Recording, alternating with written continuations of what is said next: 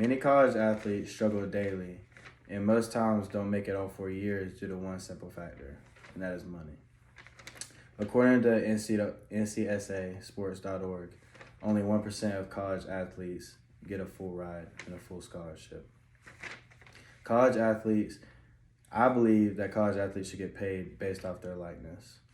And this is a major problem with student athletes today because they struggle simply because of money. This is because schools can gain a lot of money based off of what they do and the players can't get any extra money like past their scholarship.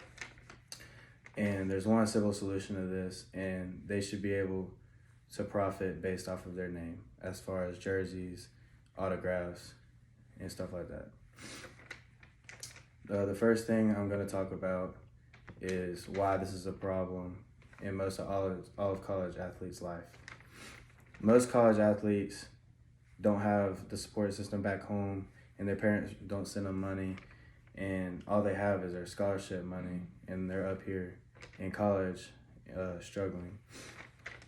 And this is a problem because college athletes can't profit based off their names because they'll get fined, they can get suspended. Like there's been plenty of cases where players have sold jerseys or autographs and they've been suspended just because of that. Colleges can profit based off of players' names by selling jerseys, tickets, and it used to be video games until the licensing got messed up. And players have been suspended for these type of things. And this is wrong because colleges are basically stealing their money and they're using them for cheap labor. And another point is sports take up as much time as a job. You know, they don't have time to get a job because they're working out, watching film, going to meetings, going to practice every day, plus having to do schoolwork on top of it. So no student athlete really has time for a full-time job to take care of themselves and stuff like that. Also, if colleges gave them like an extra check based off of how good they're doing or how much money they're bringing in, this could also help motivate the players to do better, and they can have better results in the end and compete at a higher level. This is also wrong because coaches can receive extravagant salaries. Most college coaches can make up in the millions, and this is wrong because basically they're using the players as cheap labor to make a lot of money while their players are struggling. Also, this helps the sports teams. They increase the status of the college. You know, as far as how good they're doing, winning championships, making a bunch of money. This increases the status of the college, and the students aren't getting anything in return. Also, not every football player, not every basketball player ends up going pro when they leave college, and it leaves them in a tough spot because they don't have any extra money to invest in their future. So if they're getting paid by the school based off how much revenue they're bringing in, this could help them set themselves up better in life and get them on their feet and help them invest in a better future. And college athletics can bring in billions of dollars of revenue, and this is wrong when the student only gets a couple thousand each year, and they're basically using them to make billions of dollars, and it's not even going back into the athletic program. Mostly it's going into education and stuff like that, and they're not even getting anything out of it.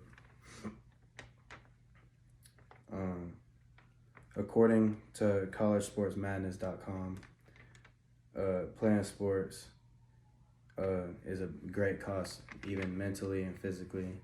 So it takes a toll on them mentally and physically, and this leaves them in a tough spot. and I can attest to that.